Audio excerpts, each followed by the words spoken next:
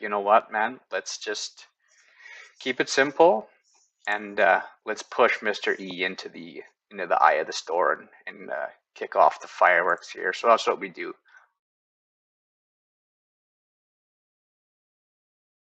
Hey, welcome back to another episode of Road to ELO 1000.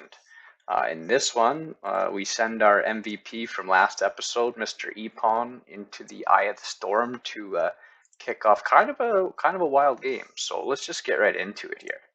I do my classic E4 opening. I don't know any other openings for white. Uh, these just we start with a classic four ponies opening here. Nothing too wild. Uh, contending for center control, bishop out. Ends up being called Four Knights Game Italian Variation. Okay, he sends his bishop out, attacking my pony. Not too worried here. I'm kind of hoping he takes. I'd like to double up here and open for my rook. So I'm hoping he takes here, and that's what he does. I take back, doubling my pawns, but now at least I have something for my rook to do. I'm playing the castle kingside anyway, so here we're just jockeying for a little bit of position. Same thing on this side. Thought about playing this, but what I do instead, I just castle. Castle instead. He ends up taking, which lets me develop my queen, which was nice. Um, so yeah, we're getting fairly set up here. He castles. I bring my other bishop into the game, developing my last piece, connecting my rooks, and now we're kind of ready to get things going. Um, he jumps to the edge of the board, attacking my bishop. I just drop him back. I'm loving this line of sight with his queen, or sorry, his king. So I'm trying to keep that going. He just jumps right back to his old position, um, and that's something you're going to see a lot in this game, which is kind of wild. So I finally get a rook over to take this open file, targeting this weak piece here. He pushes it up, defending it, which is a good move. My first inaccuracy, I pushed this pawn into the center, but I was ready. I'm set up. I'm ready to break this tension we have in the board. So he takes, I take back, and now I have great center control. So pretty uniform here. We've got nothing on the fifth rank. We've got armies on either side just staring eye to eye here. He moves his queen out, putting pressure on this pawn here, which only has the one defender right now, and it's been attacked twice. I've kind of thought about maybe pushing this so if he, takes, I could just take him, and I don't know, it was confusing, and I was like, you know what, man, let's just keep it simple and let's push Mr. E into the eye of the storm and kick off the fireworks here. So that's what we do. Push ahead, great move. Because it opens up a discovery on this knight, which is hanging, and it is X-raying that rook behind him as well. It is protected right now, but I made note of it anyway. So I push it, I'm attacking his knight and open up my queen to attack his knight. So both of his knights are under attack here. He finds a good move. So he took a little while here to do this. And I thought maybe I was just going to get up a piece. He finds the best move, which is to just take my pawn. I take back with the pawn, and then he takes back. So I'm actually only up 1 point. He's down a pony, but he took my two center pawns. I thought he was gonna take with his queen. I thought that was a stronger position. What did they say? They say it's an excellent move. What if he does this? That is best, yeah. So I thought that was odd that he did that because now he's got this weakness here. Once his queen moves somewhere, like he's gonna have a difficulty defending this pawn, I thought. He can't defend with this because it's in front of his king and his knight's in the way. So here I just continue, get my rook on this newly minted open file, and he pushes in attacking my queen. And here, I was actually happy with this. So even before, I was trying to decide whether to move the rook into the open file or get my queen over here, whoops, and look at his king.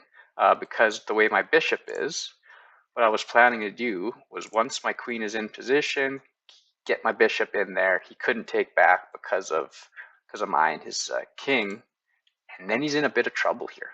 So he pushes the pawn attacking my queen, and I actually loved it because it gave me an excuse to get over on this file. And I'm like, if he doesn't notice, he's in trouble. But he does. And here he asks my queen to dance, and I accept. I move up, going after his knight. He jumps back after my queen. I go up after his knight. He pushes his h-pawn. The h-pawn asks to cut in, and I decline. So back I go, and he comes back again, attacking my queen, and I go up after him. And round we go, two-stepping, basically, because I want to stay. I want him to do something different because I have this set up. So if I could gain a tempo, get him to do something different, I was going to do this. So I don't want to move. He clearly knows what's going on. So we're just kind of stuck on the dance floor here, me and his knight. So yeah, kind of a weird situation. So he goes back again, and I'm like, I'm pretty sure I'm up.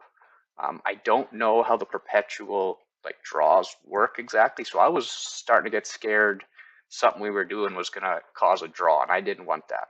So I ended up just dropping back into a new rhythm, and he was, we were just kind of playing the waiting game because he must have been sitting on this move because he snapped right there as soon as I fell back, taking a free pawn. And I'm like, that's fine, but this knight is pesky. I need to get rid of him. So this bishop was hanging anyway. So I bring the bishop up, attacking this pawn, and also offering a trade, which I was so pumped to see him take the trade, and now I have a rook coming in. So he comes down here, attacking my rook, actually both rooks. And right here I realize that I do not have an escape pod for my king yet. If I let him take, it's basically game over. Actually, no, it's not. I would have this. Yeah. But, I mean, I have no escape pod. I have to be very careful here of back row checkmates, especially if I plan to move my queen out somewhere.